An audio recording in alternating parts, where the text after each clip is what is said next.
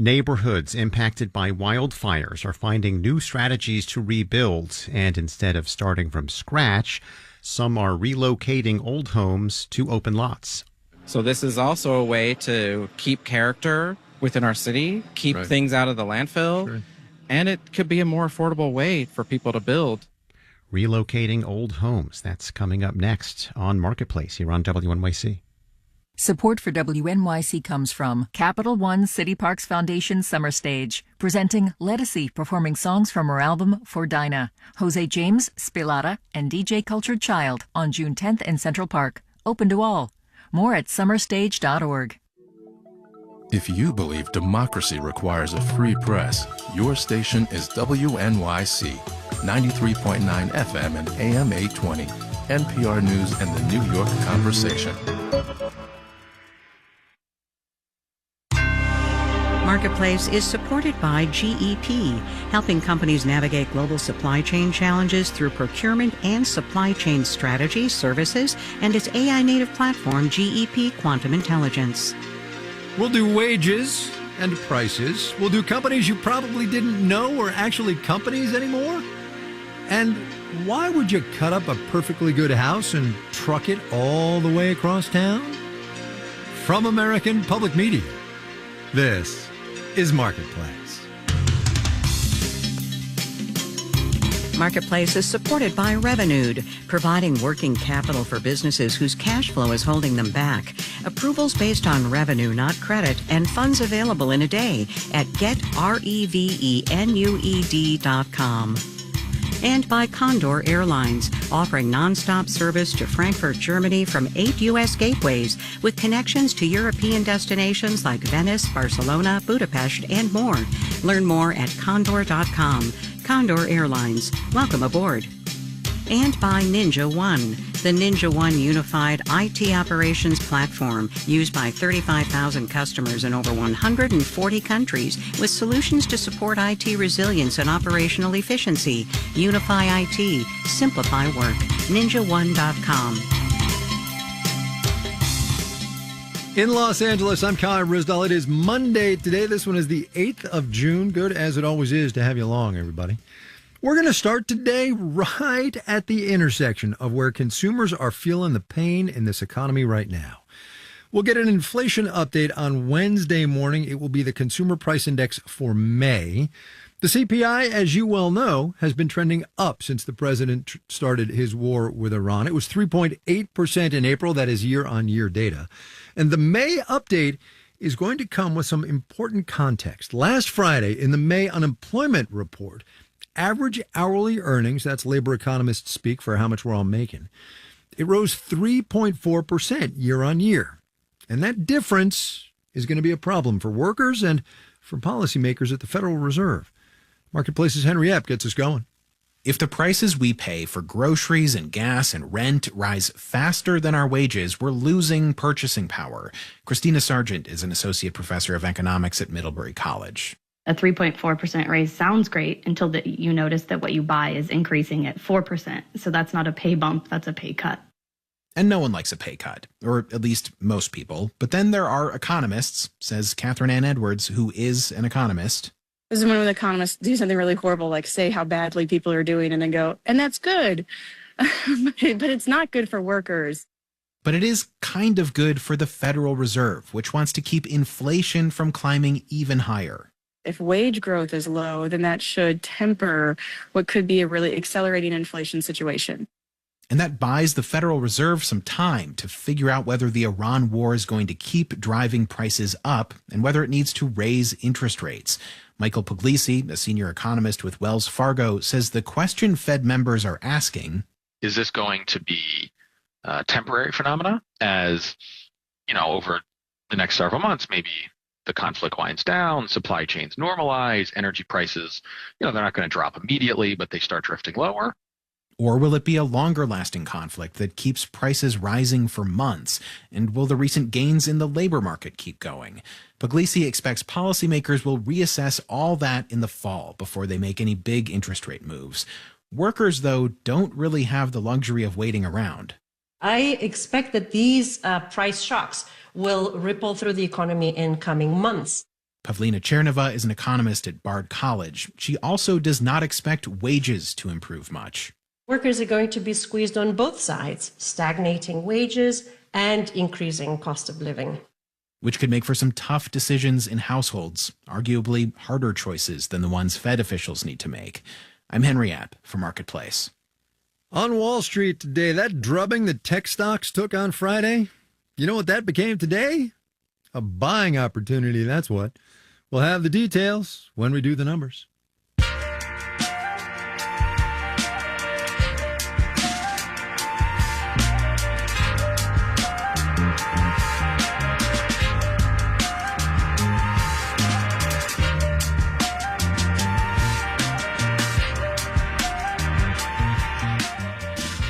The Campbell's Company, it of soups, of course, but also home to Prego sauces, Pepperidge Farm cookies, Goldfish, and Snyder's pretzels.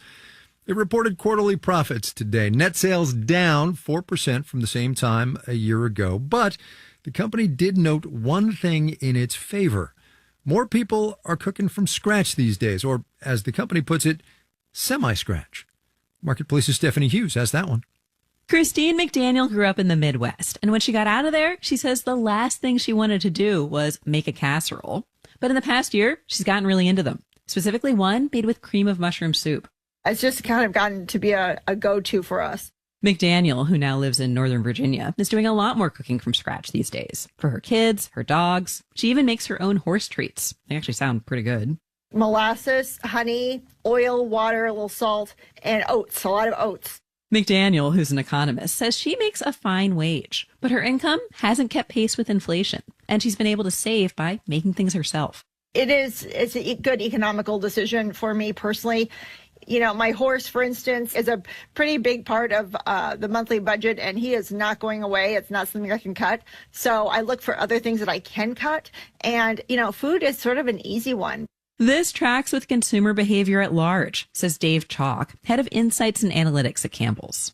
When things get tight, and we're not talking just food, we're talking right broadly, consumers, the first thing we do to seek to offset that is we move meals from out of home in home, right? That's benefited certain Campbell's products, such as broth, tomato sauce, and some condensed soups. Another draw to cooking at home, social media bragging rights. Bloomberg intelligence analyst Diana Rosera Pena says people are doing it for the gram. There seems to be that pride, like showing what you made and for inspiration as well. So I would say this is a trend that's probably going to last a little while. The scratch cooking trend is a bright spot for Campbell's. Two things that brought the company's sales down. People bought fewer salty snacks last quarter and less of what the company calls eating soups. You know, the ones that don't go in casseroles. I'm Stephanie Hughes for Marketplace.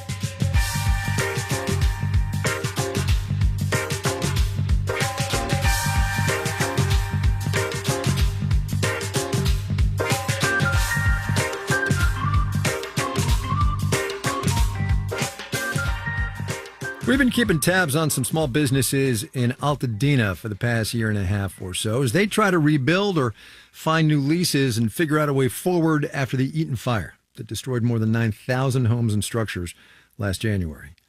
Last week, though, I got a look at a different way to rebuild on the residential side of things. Morning. Good morning. How are you? I'm Kai. Good. How are you? I'm Morgan. Nice to see you, Morgan. How are you? You get the whole I'm on a wide tree-lined street in Altadena with lots of construction trucks and workers putting up new builds on fire-damaged lots. There's a huge park, still locked up, by the way, with a sign that says it's temporarily closed because of the fire. Right next to the park is a two-story Craftsman that, from the outside anyway, looks just about move-in ready. Tell me who you are and where we are. Sure. My name is Morgan Sykes Jaybush, and I'm the creative director at Givning Architects. And we're here in Altadena right now at the first house that we relocated. We relocated it from Hollywood. Just to be clear, you took a perfectly good house, you chopped it up, you put it on a truck or a series of trucks, and you moved it over here. That's exactly right. We would have loved to leave the house where it was. I was going to ask. But someone was going to tear it down. There were 3 big Craftsman houses all in a row. And somebody bought all 3 to build a 150-unit apartment building. And they tore the first one down, and some neighbors saw it and posted it on Instagram saying something like, oh, no, what can we do? Let's stop this house getting demolished. And I looked into who was doing it. It turned out I knew the entitlement consultant, and the next day I had the owner on the phone, and he said, "You can just have it." So Really? that's how it started. Is that the way that works? Yes. It doesn't always work that I'd way. like to have that happen. We can do that for you. So you have title of the house, I guess, and you moved it over here. Is that? There's a legal agreement. We had Okay. a lawyer, All right. and we purchased the house for $1. Okay. There's a bunch of stuff we had to do, like clear the lot afterwards and Yeah. give them a clean slate. But yes. You heard that right. The new homeowner in Altadena bought the house for $1 because the people who used to own it were going to tear it down to develop that apartment building that Morgan was talking about. Here's the math. The total estimated cost of this house for the family that's moving in is not $1. It's closer to $900,000 total after you tally the costs of chopping it up and trucking it in pieces across LA and then putting all those pieces back together here in Altadena and fixing up the inside. Not nothing, but cheaper than a new build. This is very circumstance important here because we're in Altadena.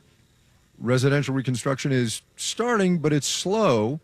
And this is kind of a way to address that problem, right? You're taking a ready-made house and you're plop it down on a lot. It's addressing the fire problem. It's also addressing the problem of demolition that we have in the city. You probably know there's a bunch of new state bills that came out in the last couple of years which allow more density, which is great on one hand, but the byproduct is a lot of single-family homes are going to get demolished. Right. So this is also a way to keep character within our city, keep things out of the landfill, and it could be a more affordable way for people to build, not just for a fire rebuild, but if you just want to build a house on a lot, or you could move a small house to your backyard as an ADU. So there's lots of ways we could use this. Once you get inside and you make your way past all the tools and materials, it's easy to tell that this is a house originally built in 1911. There's an old stone fireplace, built-in wood cabinetry, and a big stained glass window above the staircase. Can we talk about the business of this thing for a minute? You are an architect. You're a partner, managing director in a design company, right? Correct. This is not what we normally do. Yeah. So talk to me about this. So sort of, I mean, it's kind of a side hustle, but maybe an experiment that's going to work.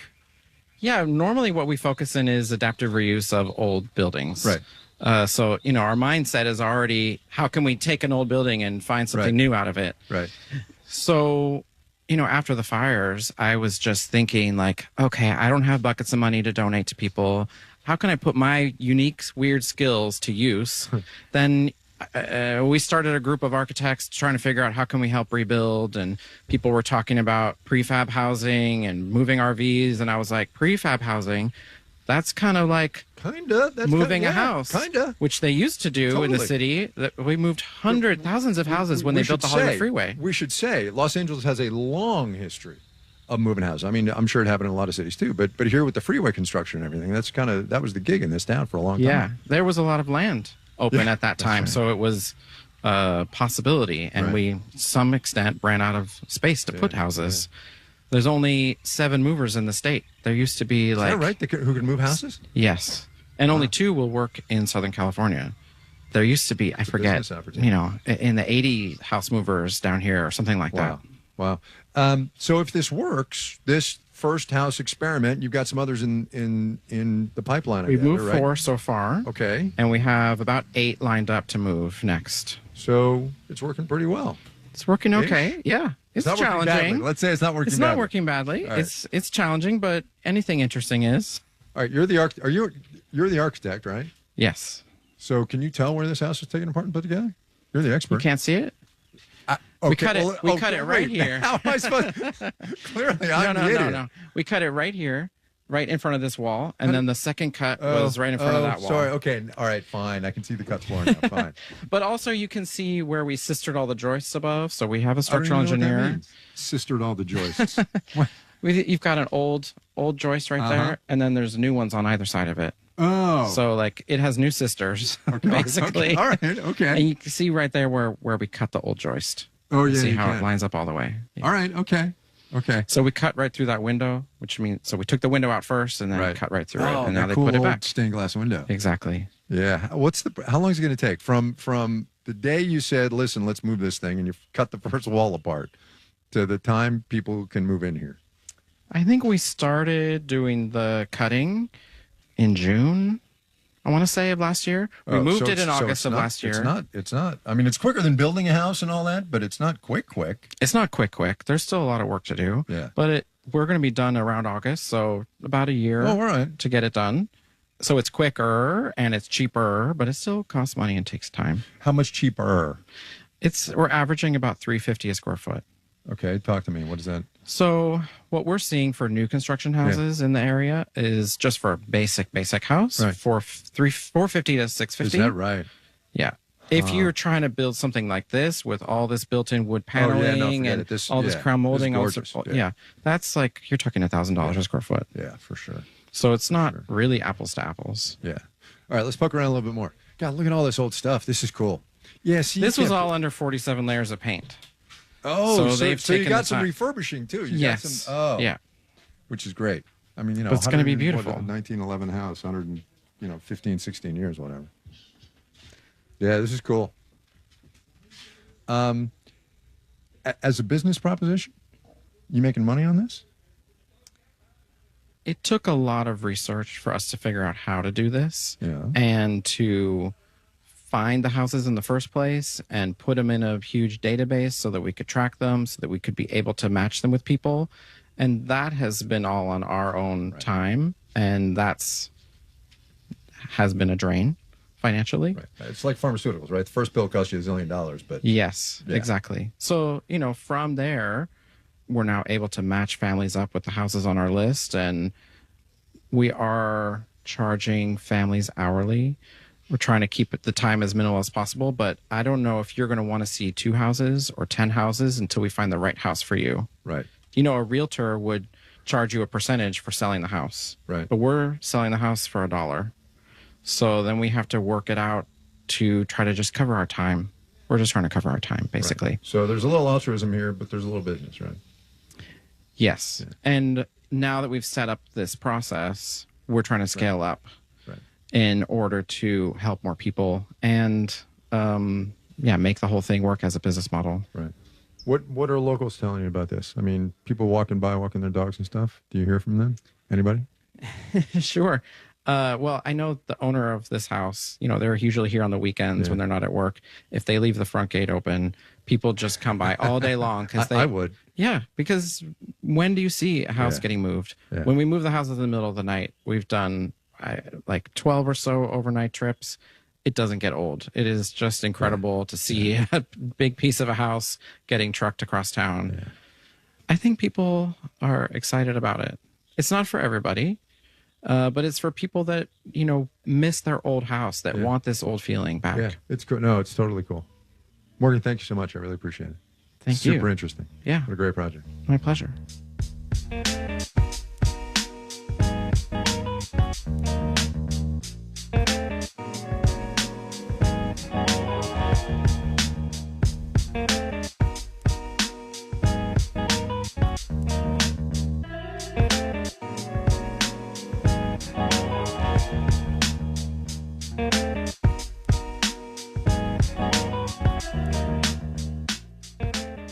Coming up.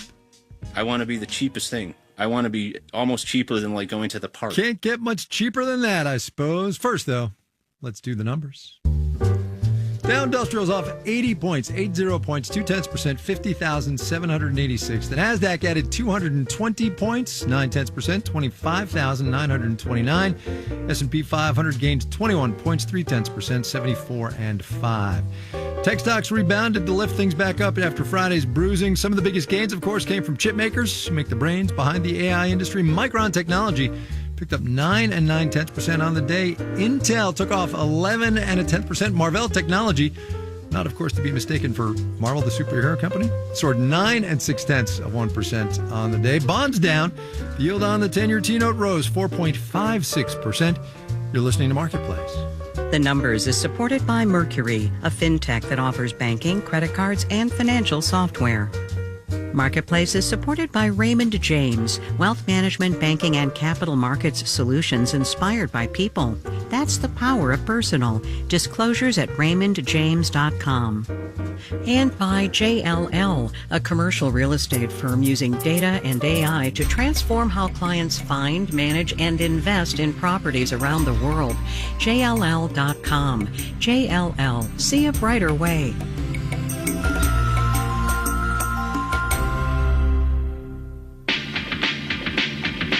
"1973 was an important year for New York. Hip-hop was born, CBGB's opened, and the World Trade Center was completed. And it was the last time the Knicks won the NBA Finals. On the next All of It, we'll remember that time. Call in and share your memories and experiences from New York in 1973. Plus, singer Jalen Nganda performs live in Studio 5. I'm Allison Stewart. Join me for All of It, weekdays at noon on WNYC.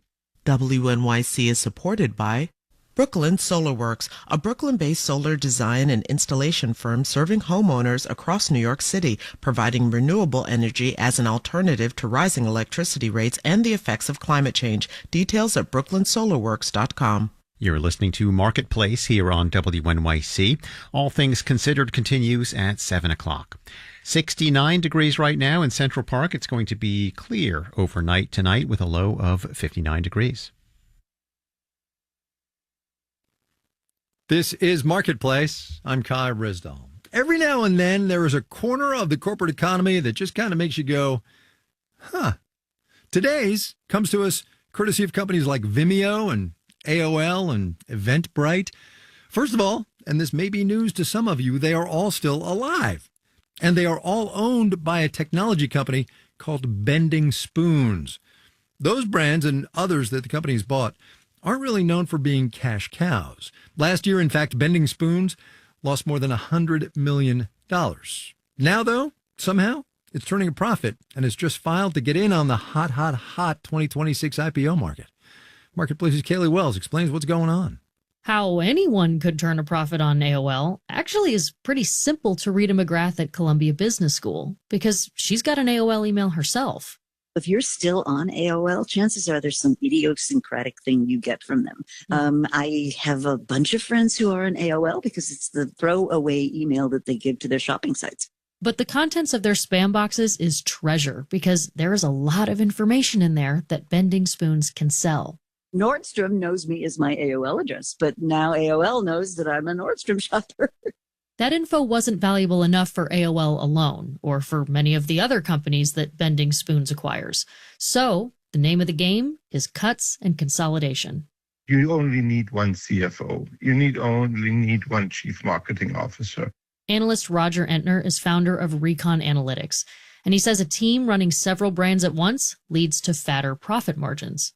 You can have a very efficient sales force when you are one large company instead of a significant number of small companies. And a lot of companies that Bending Spoons buys up have sticky, loyal subscriber bases. Think Columbia's Rita McGrath and her AOL account.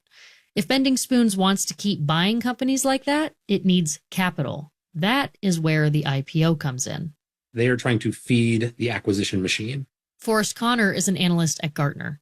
They want to find more businesses, expand this model that has been their ethos from the beginning. And so what they're looking to do is continue that on a larger scale. Plus, amid the AI boom, selling data is profitable. The company's revenue last quarter is more than double what it posted a year earlier. I'm Kaylee Wells for Marketplace.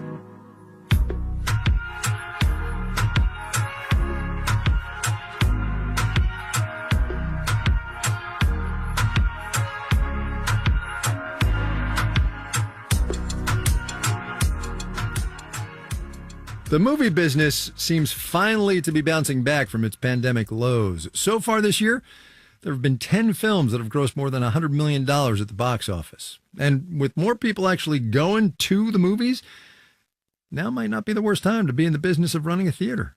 Here's today's installment of our series, My Economy. I'm Jordan Stansel. Here we are at the 400 Theater in Rogers Park in Chicago. Yeah, this theater's been here since, I believe, 1912. I've heard some people say 1913. I came across it in 2025, and really just from being around in the neighborhood a little bit and just literally physically saw that this was had a for lease sign. Today we're replacing all the exit doors. So doing a lot of work here to get ready. Well, I was always in the movie theater business because my great-grandfather founded the Rialto Theater in Grayling, Michigan in 1915. And so I grew up working in that theater. I left and went to college and was gone for about 20 years. I was an officer in the State Department. I served in Jerusalem and Berlin. When I was in Jerusalem, we would frequently have congressional delegations that we would have to show around, to different places. And we had one that included Carl Levin, who was our senator from Michigan for a long time. I got talking to Senator Levin because, I'm from Michigan and he was our senator. So he said, "Oh yeah, where are you from?" I said, "Grayling." I said, "My family owns that movie theater there." He looked at me and he wanted to make a kind comment, but it had the opposite effect as one he intended, because he said, "I bet that's just a little place just barely making it." And I always remembered feeling, I think that was like the first time that I felt some pride. And so here I was basically guiding a U.S. senator in this conflict zone, and I ended up just thinking about the theater. I took over the ownership of the Rialto Theater in 2013. And then last year I bought a theater, another AMC location that was closed called the Big Rapids Theater, and that just opened just this past April. Yeah, our other locations have been profitable, and that's what's allowed me to expand to these, to these other places. These are old posters. We could look at some of these. I don't know. We give away the posters at the end of the movie's run. We don't keep them, so we'll have to get rid of all these. My pricing policy is really simple. If I sense any resistance, I'm too high, and I drop down. I mean, tangibly, maybe you're around $10 or $11 at night, $8 in the afternoon, you're $6 on Tuesdays. Kids are $5. Just come in here with your kids. Don't think about it. I want to be the cheapest thing. I want to be almost cheaper than like going to the park. My great-grandfather had a line on one of his advertisements in the 1920s that said, "Exhibition is not a sideline with us."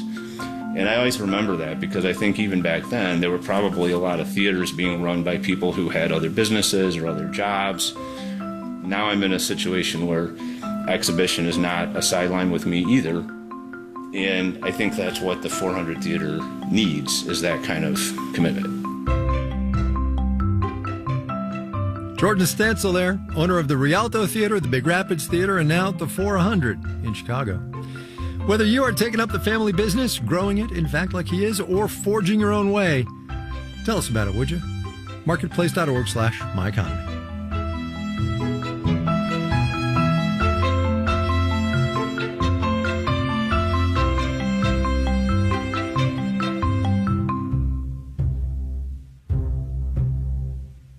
My Economy is supported by Intuit QuickBooks, integrating payroll, time tracking, HR, and financials, designed to connect employee lifecycle functions in one system. More at quickbooks.com/workforce. Marketplace is supported by Progressive Insurance. On the road and at home, customers can simplify their insurance needs and protect what's important by bundling home and auto with Progressive Insurance. Learn more about Progressive and bundling at progressive.com. And by Odoo.com, offering integrated programs for sales, customer relationship management, inventory, and other business operations, designed to work together as a customizable software suite. Odoo, all your business on one platform. This final note on the way out today, stock market minutia perhaps, but also a really good indication of how this economy is changing. I missed this on Friday, but S&P Global announced changes to the companies that are in the S&P 500. In our Marvell Technology Group, it's an AI infrastructure company. Also, Flex, used to be called Flextronics, also does IT and AI. Out our Pool Corporation, it makes pools. And Pour One Out for your canned soups. Campbell's is out of the S&P. Amir Babawi, Caitlin Ash, John Gordon, Noya Carr, Steve Mullis, and Stephanie Seek are the Marketplace editing staff. Kelly Silvera is the news director. And I'm Kai Rizdal. We will see you tomorrow, everybody.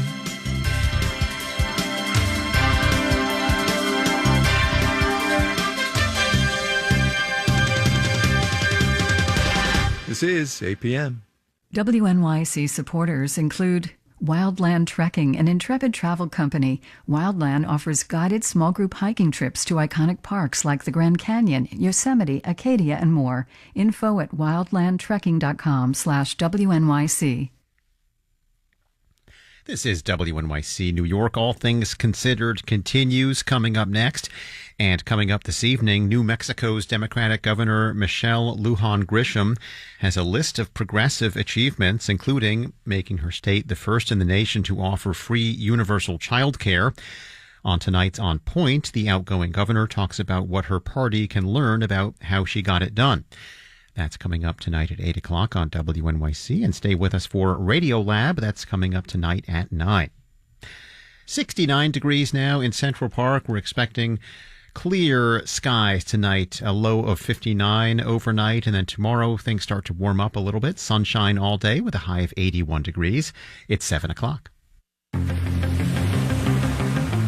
This is WNYC, FM, HD, and AM New York.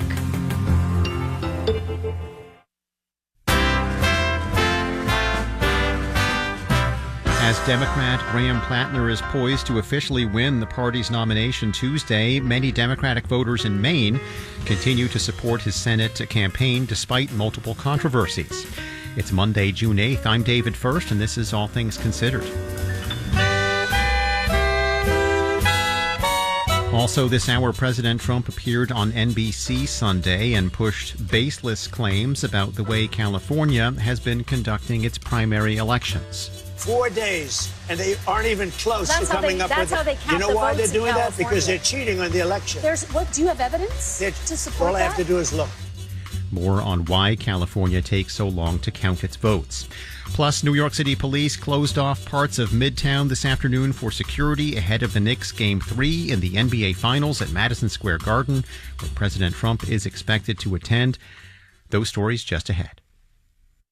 Live from NPR News in Washington, I'm Rylan Barton. A federal judge has ruled that President Trump's $100,000 fee for H-1B visa applications is unlawful. As NPR's Sergio Martinez-Beltran reports, the visas are given to highly skilled foreign workers. Boston federal judge Leo Sorokin ruled the $100,000 fee constituted a tax, something the president has no authority to implement. Before, the cost of H-1B visa petitions ranged from $960 to about $7,500.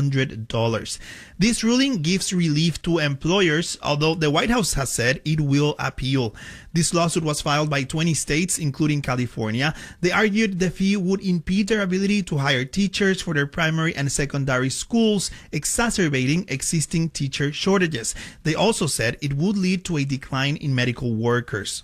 Sergio Martinez-Beltran, NPR News, Austin, Texas. This week, the House is expected to take up a bill to fund immigration enforcement for the next 3 years. NPR's Eric McDaniel says it cleared the Senate last week. The $70 billion in immigration enforcement money was first delayed by President Trump's push for $1 billion in Secret Service money for his ballroom project. That push failed. Then the money was held up by his fund to give taxpayer bucks to folks who claim they've been victimized by the government. That's currently on hold due to a court decision, though Trump says he hopes to revive it. House Republicans intend to send this immigration enforcement deal passed by the Senate Friday to the White House sometime this week. Then on to their next challenge, renewing Section 702 of the Foreign Intelligence Surveillance Act, which lets the government collect foreigners' communications abroad. That fight got complicated, though, when Trump named a controversial pick to be acting director of national intelligence. Lawmakers have until Friday to work it out. Eric McDaniel, NPR News, Washington. OpenAI, the maker of ChatGPT, says it's filed confidential paperwork with the Securities and Exchange Commission to get the ball rolling on a potential IPO. NPR's John Ruich reports. OpenAI's plans to list shares on the stock exchange have been an open secret for a while now, but they've taken the first step, saying they submitted confidential paperwork, joining a wave of blockbuster IPOs this year. The move comes after competitor Anthropic, which makes the Claude AI models, filed the same paperwork about a week ago, and Elon Musk's company SpaceX, which does rockets, satellite communication, social media, and AI, is poised for its own initial public offering of shares to the public later this week. OpenAI says it has not decided on the timing yet and says it may be a while because there are things the company wants to do that are likely easier as a private company. The filing, it says, gives it the option to go public sooner if that ends up being the best thing. John Ruwich, NPR News. President Trump is set to be the first sitting president to attend an NBA Finals game. He's attending Game 3 between the New York Knicks and San Antonio Spurs at Madison Square Garden tonight. The police canceled a watch party outside and instituted a no-bag policy for ticket holders. Mayor Zohran Mamdani is also expected to be there. This is NPR News. And this is WNYC in New York. I'm David First, 69 degrees, 4 minutes after 7 o'clock. Central Park will play host to a massive watch party for the World Cup final. WNYC's John Campbell reports. 50,000 people will get to watch the July 19th championship match from the Great Lawn. It's a free gathering, but you'll have to register for a lottery for tickets. Mayor Mamdani says it'll be a once-in-a-generation event. The most iconic match of the most iconic tournament in the world deserves to be watched in the most iconic park in the world with the most iconic skyline as its backdrop. New York State will put up $6 million for the watch party, with the city chipping in $3.5 million. The ticket lottery will open at 10 a.m. Thursday. For details on how to sign up, check out the story on our news site, Gothamist. New York City health officials say city-run clinics will soon offer hormone treatment to transgender adults, but not adolescents. Health Commissioner Alistair Martin says officials are still figuring out how to expand access to gender-affirming care for minors without getting backlash from the Trump administration. The mayor's executive budget includes $15 million over 2 years for these services. We are committed to this issue and want to make sure that we provide the services and resources for youth, as well as making sure that we don't expose ourselves to clawbacks from the federal government. Multiple New York City hospitals ended gender-affirming care for minors after threats of federal funding cuts and are now under federal investigation. Heads up, New Yorkers, between today and Wednesday, low-flying helicopters are treating marshes and wetlands in the Bronx, Brooklyn, Queens, and Staten Island with larvicide. The city's health department says the effort aims to reduce mosquito activity and lower the risk of West Nile virus.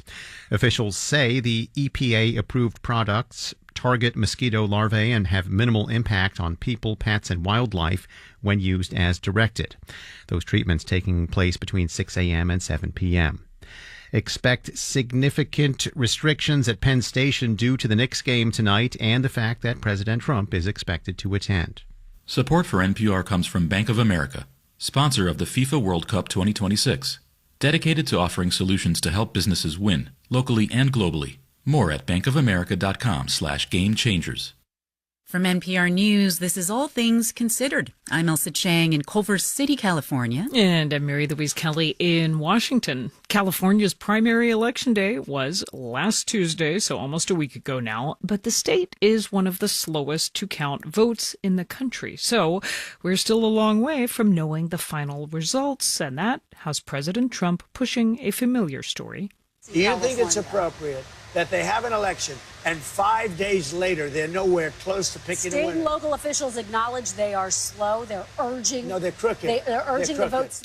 That is the president on NBC's Meet the Press this weekend. Host Kristen Welker pushed him on his false election claims, which led to him getting up and abruptly ending the interview. Your elections in this country, we're like a third world country.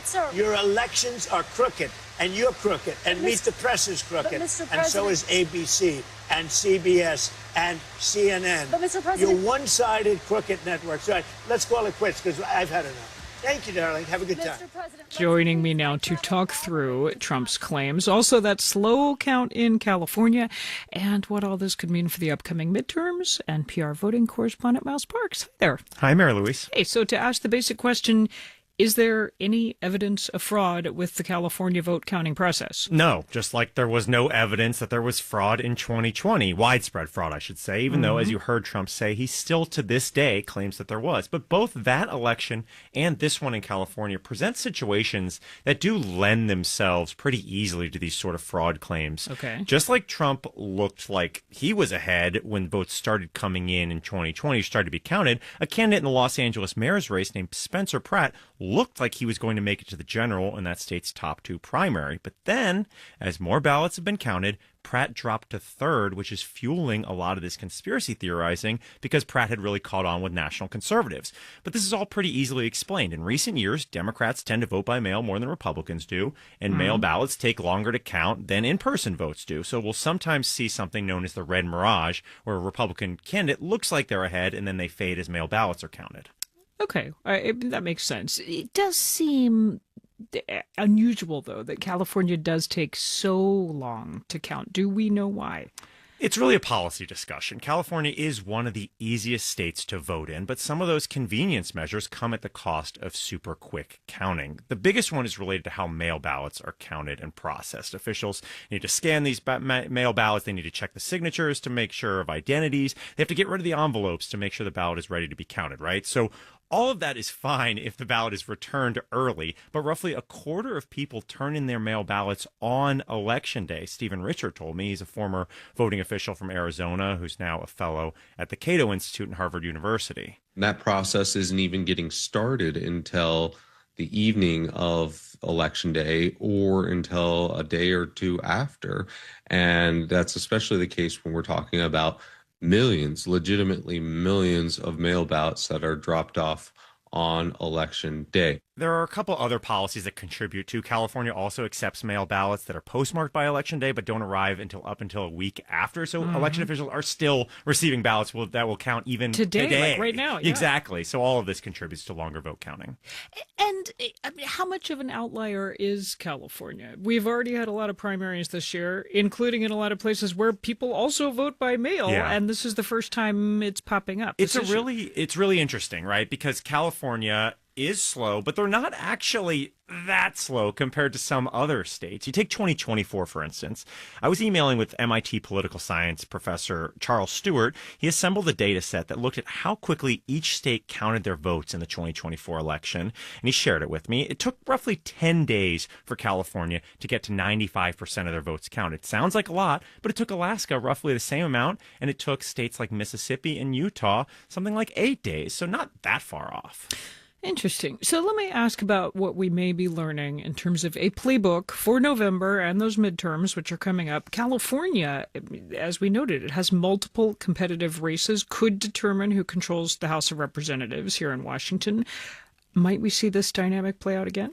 I think almost certainly. I mean, the handful of races that we're talking about in California right now are close. And when that is the case, the vote counting process gets spotlighted because it takes longer to call the races. That could be the case again in November. Stephen Richer, the former voting official we heard from earlier, said absence of big policy changes, the only difference that we're going to see is an even tenser political environment. I think we're going to be in for a real slog with California come November, and I think that the volume will be at least 10 times what it is right now. Richer, who is a Republican, noted that Trump has been falsely claiming fraud about elections that he doesn't like for 10 years, since the Iowa caucuses in 2016. So there's no reason to think he'll stop now.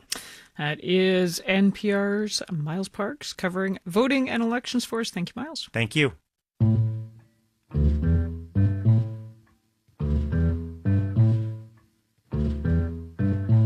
There is a term in biology called the extinction vortex. It's when the population of a plant or animal gets so small that its problems start to compound. Fewer individuals makes it harder to adapt. Isolation can lead to inbreeding, and the species spirals further down. NPR's Nate Rott has this story of one species on that precipice and the immense effort to pull them out. There's really no point in trying to keep your feet dry. There's a good log out here if you want to come around and do a little balancing act. Even though Nicole DeRouge says this is what typically qualifies in the Florida Panhandle as a dry pond. I was explaining this to a friend recently. I'm like, I'm in a pond. And she's like, so are you soggy? And I'm like, nope, it's a dry pond. An ephemeral pond that's a little soggy on this day because of rains the night before. It's the perfect place, DeRouge says, as she starts running her fingers through damp grass to look for salamander eggs. I mean, I'm not a salamander, but if I was, I would lay eggs right there. DeRouge is an ecologist with Amphibian and Reptile Conservancy, ARC for short. It's a nonprofit. And the amphibian she's looking for, or its eggs rather, belong to the frosted flatwoods salamander. a secretive ground-dwelling species that, to DeRouge's mind, have really gotten the fuzzy end of the lollipop in terms of habitat destruction and habitat fragmentation and just a suite of challenges that they're facing. Frosties, as they're lovingly called, are a federally threatened species. They live in the longleaf pine forests of the southeastern U.S. Forests that have been razed, logged, and deprived of natural wildfires to the point where today only 3% of them remain intact. Layer that loss of habitat with strengthening hurricanes, shifting weather patterns, and a rapidly changing climate, and the Frosties... They just need enough time to catch up. Enough time to adapt. Crawling in the brush, DeRouge is trying to buy them that time. It's just like the world's itchiest scavenger hunt, interspersed with periodic little injections of serotonin when you find something fun. Something fun being eggs. Oh, there you are. Hi, guys. Oh, wow. Just looks like a little drop of water down here. Yeah. Some little goo.